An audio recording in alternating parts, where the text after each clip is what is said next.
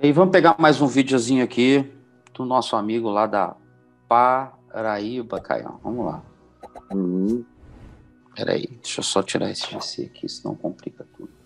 Oi, Caião, tudo bem? Meu nome é Esdras, eu sou paraibano e eu gostaria de saber, Caião,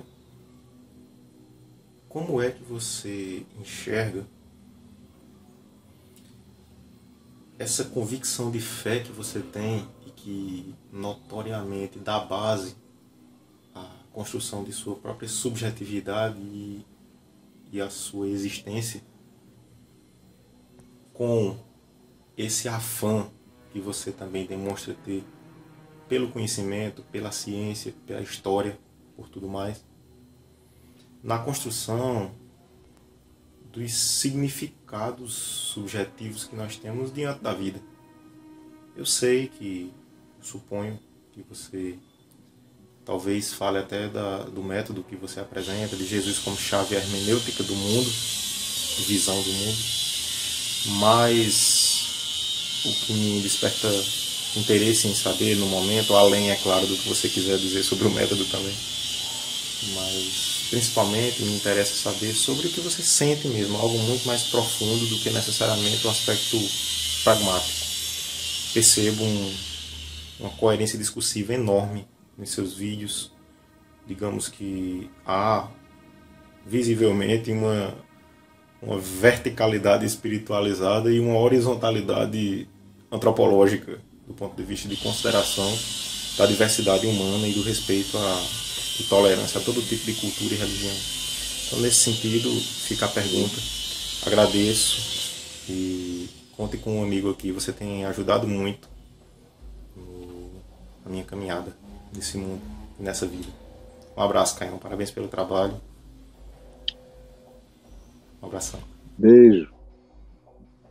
Deus te abençoe, Esdras, querido Esdras. Olha só, Esdras, eu nasci fora dos dogmas e eu aprendi logo. Tive a grande bênção de ser filho do meu pai.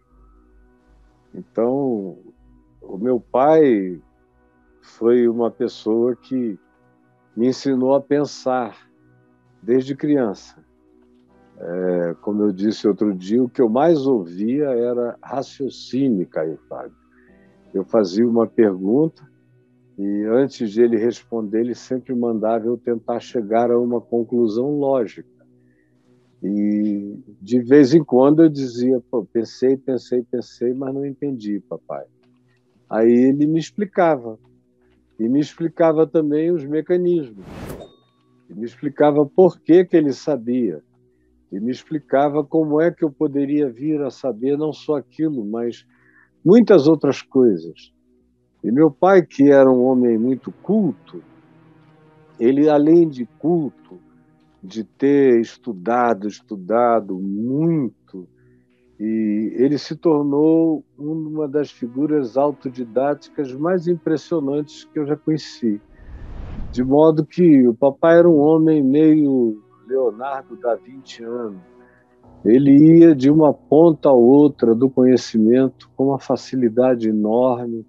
Se você mergulhasse em literatura, ou se saísse dali para a língua portuguesa, ou se fosse para o inglês, ele tinha todas as fórmulas na cabeça, gramaticais, matemática, ele nunca esqueceu, e mesmo a matemática que ele não estudou no curso superior de Direito, porque não era ênfase, era legislação, mas como o grande prazer dele era engenharia, física, matemática, cálculo e arquitetura, e ele não pôde fazer isso por causa da Segunda Guerra Mundial, ele teve que ficar em Manaus estudar Direito, ele fez o melhor curso de Direito que ele podia.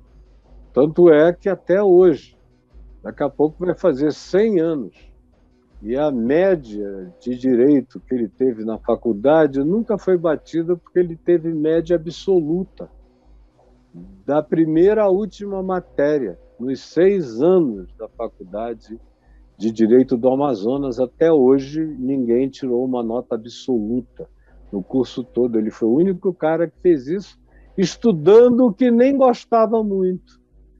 Mas ele disse, já que eu estou aqui, eu vou fazer o melhor. E entender direito, ele dizia, é uma coisa muito simples, muito básica. De modo que ele fez o curso de Direito como quem estuda uma bobagem. E não ficou mais pesquisando Direito. Ele tinha uma cabeça, uma memória extraordinária. Ele citava o Código Penal, citava isso e aquilo de memória, e as constituições, as mudanças, e sem dedicação àquilo.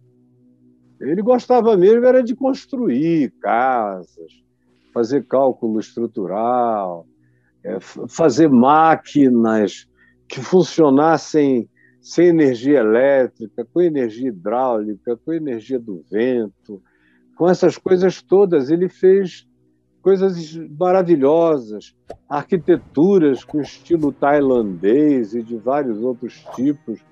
Foi fotografado nas obras dele, que saíam em livro, e não era o que ele estava fazendo. E, no fim, depois dos 40 e poucos anos, ele se tornou pastor presbiteriano, não quis ir ao seminário, leu tudo sozinho, já era um homem pai de filhos, foi considerado vocação tardia e, portanto, foi ordenado ministro presbiteriano. E eu não, eu fui ordenado ministro presbiteriano com 20 anos de idade, sem vocação tardia nenhuma, só porque me neguei a ir para os seminários. Eu não queria, eu falei, está de bom tamanho para mim, eu não quero nada disso. Eu só quero continuar pregando e quero que vocês não me atrapalhem.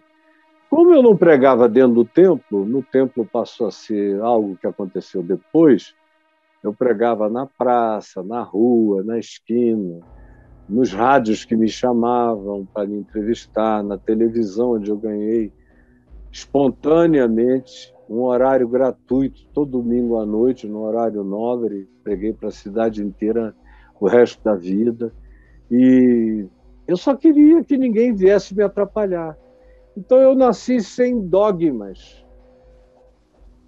Eu aprendi com meu pai que eu tinha que crer em Jesus e no que ele tinha feito por mim na cruz e por todos os seres humanos. E crer na ressurreição, porque era a partir da ressurreição que tudo mais na vida de Jesus se validava.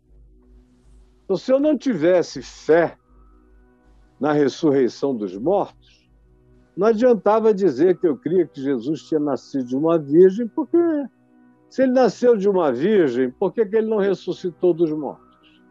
Se ele nasceu de uma virgem e curou tanta gente, mostrando que ele tinha uma origem excepcional, por que ele não ressuscitou dos mortos? Se ele teve amor para se entregar como sacrifício único e definitivo pelo pecado humano, expressando o que já tinha acontecido antes da fundação do mundo, por que ele não ressuscitou dos mortos?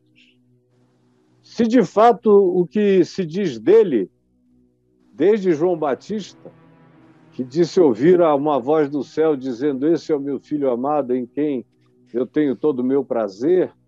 Depois Pedro, Tiago e João, que o viram com Moisés e Elias no Monte da Transfiguração, possivelmente no Monte Hermon, e ao final de tudo ouviram aquela voz vindo da nuvem luminosa que os envolveu a todos, dizendo: esse é o meu filho amado em quem eu tenho todo o meu prazer.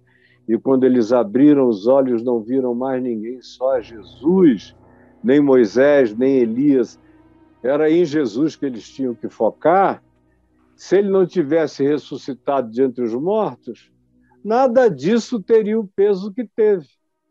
Então eu aprendi desde cedo que o nó gódio da história inteira era crer na ressurreição. Agora, como é que eu ia crer na ressurreição se eu tivesse um espírito cético do ponto de vista científico?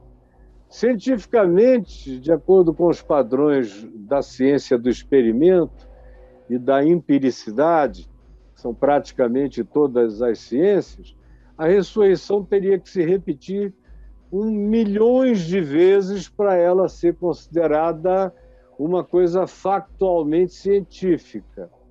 No entanto, eu também aprendi que fatos históricos não se repetem. Então, o que importa nos fatos históricos é a historicidade. E fui vendo todos os cercos de historicidade e de consequência do testemunho daquela historicidade, que acabou sendo a morte de todos eles, dos apóstolos, com exceção de João, que morreu de velho, mas exilado político na ilha de Pátimo, e de uma quantidade de milhares e milhares e milhares de outros, que davam testemunho da ressurreição. Paulo disse que de uma só vez mais de 500 o viram e estiveram com ele, ressuscitado de entre os mortos. Era muita testemunha, e muitos testemunhos. E ele não apareceu apenas uma vez ou duas para pessoas individualmente. A maioria das vezes era para muita gente. E eu nunca criei em alucinações coletivas espontâneas de gente que é forçada a crer. Não são 3 pastorinhas de Nazaré olhando para o sol. Gente forçada a crer. Como Tomé, que disse, olha, eu não creio. Se eu não puser, se eu não enfiar a mão, para mim não dá. E aí, com portas e janelas fechadas, vem Jesus e olha para Tomé e diz, escuta, Tomé, olha a minha mão, põe a tua mão, pega no meu lado, onde a lança me perfurou. Olha para mim, Tomé. Não sejas incrédulo, mas crente. Quando isso entrou, de fato, em mim, e tomou uma raiz de maturidade em mim, no ano de 1974 para 75, essa consciência me penetrou profundamente. Eu vivendo uma segunda hepatite e tinha que ficar na cama, o médico preocupado com a falência do meu fígado, foi grave, e eu fiquei na cama, passando mal e orando, e pensando, e concluí que pelo pensamento eu não chegaria à ressurreição. Eu só chegaria na ressurreição se eu tivesse a capacidade de crer no testemunho dos meus irmãos que deram a vida por essa palavra. Não só os da primeira geração, mas os de todas as demais gerações. E também, se eu cresce no testemunho daqueles que não tinham a menor vocação para o auto-engano, como era o caso do meu pai, que foi dobrado, quebrado pela soberana mão de Deus, e aí assumiu a loucura do Evangelho, com o peito aberto para encarar tudo. Eu tive, portanto, esse ângulo absolutamente essencial e fundamental. O cara que não parte daí vai ter sempre aquela fé, que é muito mais uma crença, mas não é uma fé. É o cara que diz, não, eu creio em Jesus porque a minha mãe tinha asma, e aí oraram e passou. Desculpa, mas qualquer condicionamento psíquico também faz isso. Não, a minha avó, que foi num culto, numa cadeira de rodas, botaram ela para andar e ela andou. E eu sempre pergunto, escute, e um mês depois ela estava andando ainda, todo mundo voltou de volta para a cadeira de rodas outra vez. Curas de sugestão, ou gente que se ampara em curas, em sinais, prodígios, que não criam espigão de fé em ninguém. Então, a primeira coisa é essa. A segunda é que, por eu não ter nenhum dogma, eu nunca briguei pela genealogia da Bíblia, achando que tinha que se somar a idade das pessoas ao contrário e dizer que o mundo foi criado há 6.000 anos atrás. Nunca. Eu tive ali alguma lutazinha no início, mas logo, logo eu vi que a evidência em contrário era esmagadora, que só um burro não entenderia que aquela era uma linguagem de natureza simbólica arquetípica. Pertencia mais à semiótica do que a qualquer outra coisa. Então, dali em diante, eu logo compreendi também que a ciência era um dom de Deus. Um dom de Deus. Tudo que vem e cura e faz você ficar mais saudável, ou abre e tira o que está matando, todas essas coisas eu passei a considerar intervenções divinas. Eu fui ensinado a amar a Deus desde sempre, de todo o meu coração, com toda a minha alma, meu sentimento, com toda a minha força de entrega e com todo o meu entendimento, com toda a minha inteligência.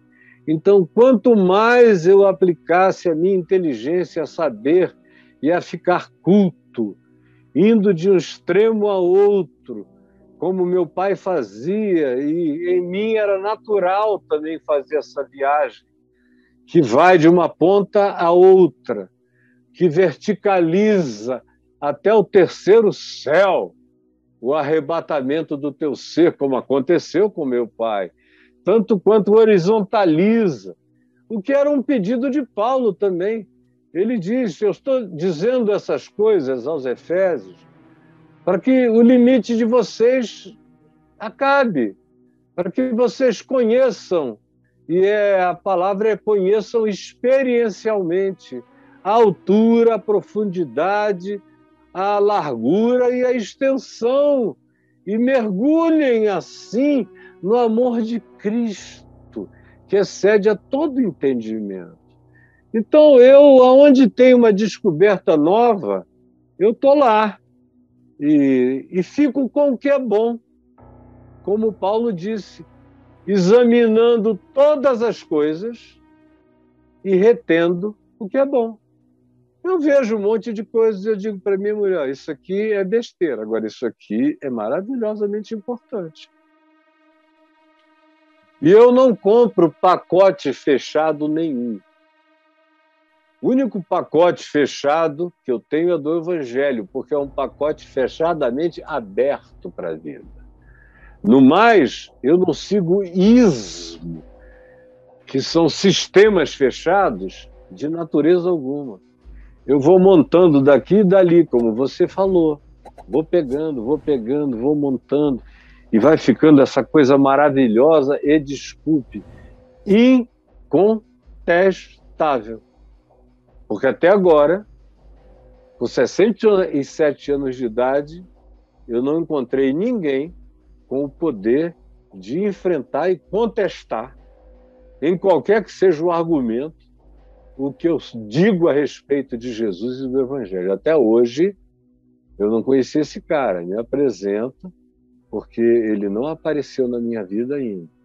O que eu vejo é um monte de gente importante, pensante, que já disseram para alguns amigos meus: não, eu não quero fazer nenhum debate com o Caio, porque é meio estranho. A gente vai numa área só e ele vem de todas as áreas. Então, pode ficar constrangedor. Certamente ficará. Eu não tenho a menor dúvida disso. E já tem 50 anos que essa é a minha experiência e eu nunca vi nada diferente acontecer. Viu, meu filho? Eu espero que eu tenha conseguido te fazer entender. O resto é um método mesmo do Jesus da chave hermenêutica, que você, com ele, discerne tudo, puxa as pontas e amarra o sentido da realidade.